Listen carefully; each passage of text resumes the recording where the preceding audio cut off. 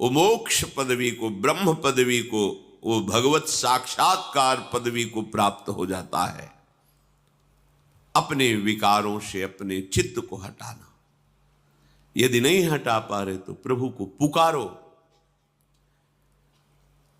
अपने प्रश्न होते हैं कि हमारी बात ही प्रभु नहीं सुनते। महापुरुषों का अनुभव, कई लोग ये शिकायत करते हैं कि प्रभु को हमने बहुत पुकारा पर कोई उत्तर नहीं मिला, प्रभु ने हमारी बात नहीं सुनी। मैं तुमसे कहता हूं, इससे बढ़कर झूठी कोई बात हो ही नहीं सकती। महापुरुषों के वचन है। अब तक जितनी बार पुकारा, जिसने पुकारा उसकी पुकार सुनकर तत्काल संकट निवारण और उत्तर प्राप्त हुआ कि मैं आ गया हूं। पर किसकी पुकार? जिसकी पुकार में दम हो। कौन सी दम? एकमात्र भगवान का आश्रय है। बस जब तक कोई और सहारा है, और बल है, और भरोसा है, फिर भगवान को पुकार रहे हो तो नंबर नहीं लगेगा, बिजी आएगा, नहीं है, नंबर लगेगा।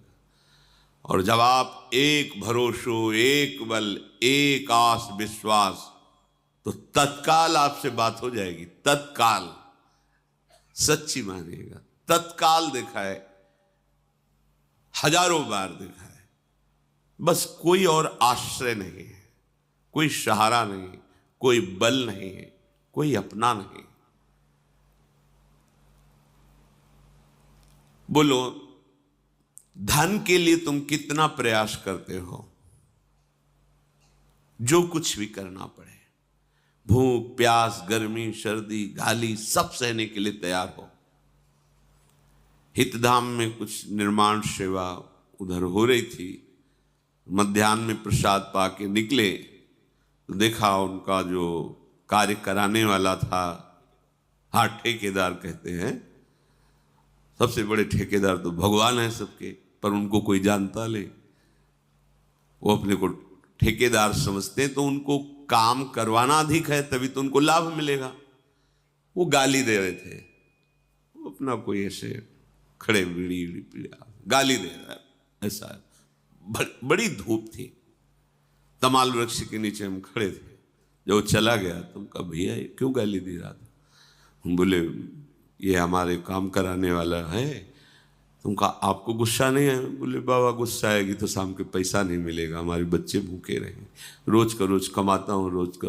अरे गाली दे, कुछ भी करे, तो एक उदर पोषण के लिए अर्थ चाहिए, तो वो व्यक्ति इतना प्रयत्नशील, जिस धूप में हम निकलना नहीं चाहते उस धूप में वो वजन लाद के चढ़ता है, गालियां मिलती, सह। हम कितना सहते हैं प्रभु के लिए? हम कितना प्रयत्नशील है प्रभु के लिए? आप विचार करके देखो, हम कितना प्रयासरत हैं प्रभु के लिए। और हम कहते हैं हम प्रभु के भक्त हैं, हम भगवत प्राप्ति करना चाहते हैं। वो चंद रुपए प्राप्त करने के लिए गाली सहने को तैयार है, गर्मी सहने को तैयार है, भूखा प्यासा जैसा भी हो। उनका भोजन हमने देखा, इतनी मिर्च या प्याज की चटनी रोटी लिए उसी से खा रहे हैं, दूध रबड़ी रसगुल्ला नहीं। मेहनत कितनी है, परिवार का पोषण करना है, आपको भगवत प्राप्ति करनी है। आप जरा अपनी दिनचर्या पर, अपने आहार विहार क्रियाओं पर दृष्टि डालिए। आप देखो, झूठ मत बोलो, महापुरुष कह रहे हैं। यदि आपको धन के लिए अन्याय करना पड़े तो भी आप विचार नहीं करेंगे, अन्याय भी कर लेंगे। पार्थिव संपत्ति के लिए आपको अगर 18 घंटे काम करना पड़े तो आप कर लेंगे, आनंद पूर्वक की अच्छा रुपया मिलेगा। किंतु आपने प्रभु के लिए क्या कभी जी तोड़ परिश्रम किया? रात दिन नाम मंत्र वाणी चिंतन, हमें फुर्सत नहीं है, मुझे भगवान चाहिए, मुझे प्रभु चाहिए, मुझे समस्याओं से निकलना है, मुझे विजयी होना है, मुझे परमानंद प्रभु के साथ रहना है। अगर यदि आप प्रयत्नशील हैं, भजन परायण हैं, अन्य भरोसा नहीं है, तो आप देख लीजिए, आपको उत्तर मिल जाए। उत्तर क्या सामने होते हैं? उत्तर कोई दूर से बात थोड़ी होती प्रभु के कि संकेत हो रहा है। इतना प्यार करते हैं अपने जनों को कि उनके मानस पटल में सामने खड़े होते हैं। भगवान कपिल देव जी ने, वो मेरे से संभाषण करते हैं, वो मेरे साथ खेलते हैं, हंसते हैं।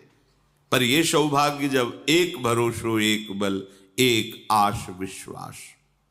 बिल्कुल चिंता मत करो, हम बहुत बड़े बल से युक्त है।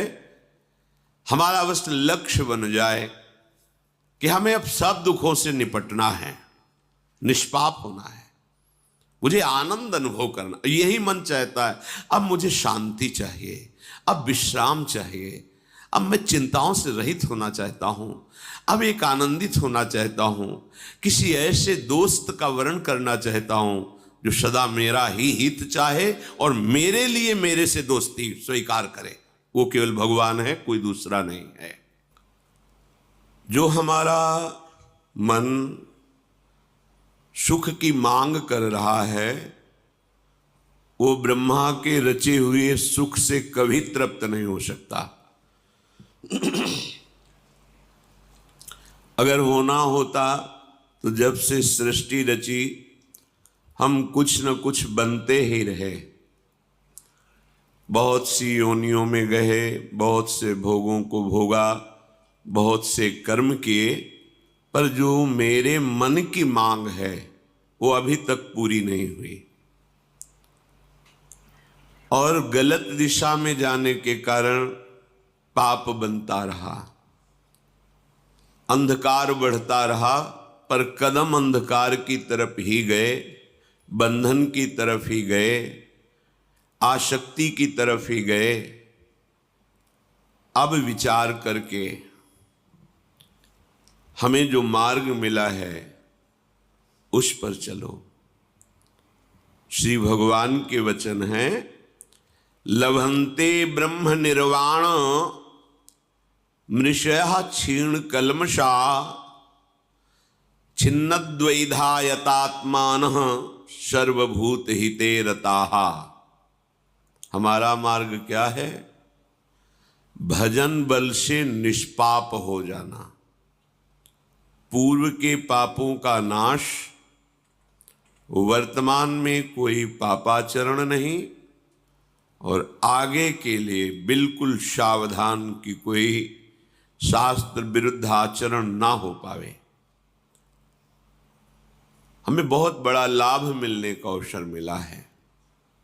क्षीण कल्मषाहा, कल्मष जितने पाप हैं वो महान भयंकर दंड देने के लिए तैयार हैं। उनको क्षीण करना है, नष्ट करना है। कैसे? पाप नष्ट करने का सर्वसमर्थ उपाय भगवन नाम उच्चारण, प्रियाजू का नाम लेना, नाम कीर्तन, नाम जप, नाम ध्यान और नाम सेवा। इससे बढ़कर इस त्रिभुवन में और कोई उपासना नहीं है। बहुत शीघ्र पाप नष्ट होते हैं, और पाप ही नहीं, पाप करने की आदत, प्रवृत्ति, उसका भी नाश हो जाता है। तो आगे पाप होंगे ही नहीं। अगर भूल से कहीं हो जाएं तो टिकेंगे नहीं, तत्काल हृदय में जलन होगी या कोई दंड मिलेगा और आप निष्पाप हो जाएंगे। क्षीण कल्मषाहा, यह हमें मन में बैठालना है कि हमारा प्रथम कर्तव्य है साधन मार्ग में निष्पाप होना। पूर्व के पाप की तो तुम चिंता मत करो। नाम संकीर्तनम यस्य सर्व पाप प्रणाशनम, ये जो हम राधा राधा राधा उच्चारण करते हैं, सर्व पाप का विनाश हो जाता है। आगे प्रभु कह रहे हैं, छिन्न द्वैधा। अब कोई हमें संशय नहीं होना चाहिए, हमें मार्ग मिल गया है। जिसके सब संशय नष्ट हो गए हैं। ये विश्वास से होगा, बुद्धि लगाने से नहीं होगा। एक वैद्य डॉक्टर जब हमें दवा देता है तो हमको बिल्कुल ज्ञान नहीं होता कि कौन सा औषधि है, क्या है, कैसा है। बस डॉक्टर पर विश्वास करते हैं और उसके कथनानुसार, नियमानुसार हम औषधि सेवन करते हैं। ठीक ऐसे ही सदगुरु की बात मानी जाती है। सदगुरु वैद्य वचन विश्वासा, संयम यह न विषय की आशा। कोई संशय नहीं। जैसे कोई वृंदावन आवे और उसके मन में है कि मैं बांके बिहारी लाल जू, राधा वल्लभ लाल जू, सेवा कुंज, निधिवन, राधा रमण जू, राधा दामोदर जू, इन सब के दर्शन करना चाहता हूं। फिर होगा कि कोई हमें दर्शन कराने वाला मिले। तो यहाँ के कृपालु जो तीर्थ पुरोहित जन हैं, वो आओ हम तुम्हें सब जगह दर्शन कराते हैं। हम उनके पीछे पीछे चल देते हैं। वो छोटी छोटी गलियों से होते हुए संपूर्ण वृंदावन की महानिधियों का दर्शन करा देते हैं। बिना उनके हमें पता ही नहीं कहाँ निधिवन राज है, कहाँ सेवा कुंज है, कहाँ हमारे प्रभु की कौन कौन सी लीलाएं हुई हैं। ऐसे ही इस माया प्रपंच में हमें पता ही नहीं कि मेरा सतमार्ग कौन है, कहाँ से मुझे जो मन की मांग है वो शांत हो जाएगी, मन की मांग पूर्ण हो जाएगी। पूर्णता का मतलब विश्राम ही नहीं, परम विश्राम। मन एकदम विश्राम प्राप्त कर लिया। संशय नहीं रखना है। अगर हमारे हृदय में संशय हो जाए कि ये जो हमें गाइड कर रहा है वृंदावन दर्शन कराने के लिए, पता नहीं कहां ले जाएगा, तो हमारे कदम लड़खड़ा जाएंगे। ये डॉक्टर पता नहीं कोई ऐसी जहरीली दवा ना दे दे जो मैं मर जाऊं, तो फिर रोग निवृत्त कैसे होगा? विश्वास नहीं। पर हम ऐसे तो सब विश्वास कर लेते हैं, पर भगवत मार्ग में बुद्धि लगाते हैं। ये बड़ा दुर्भाग्य है। बड़ा तर्क वितर्क, बड़ा संशय। तो श्री भगवान कह रहे हैं, जिनके सारे पाप नष्ट हो गए हैं और जिनके सारे संशय नष्ट हो गए हैं, आप सत्संग सुनते रहिए, कोई संशय नहीं रह जाएगा। इसका प्रभाव है, जब बहुकाल करी सत्संगा तबहि होई सब संशय भंगा। अपने आप सब संशय नष्ट हो जाएंगे। कोई तुम्हें प्रश्न करने की जरूरत नहीं। रोज का रोज हृदय बिहारी ठाकुर आपको वही सुनवाएंगे जिससे आपके सारे प्रश्नों का उत्तर मिल जाएगा।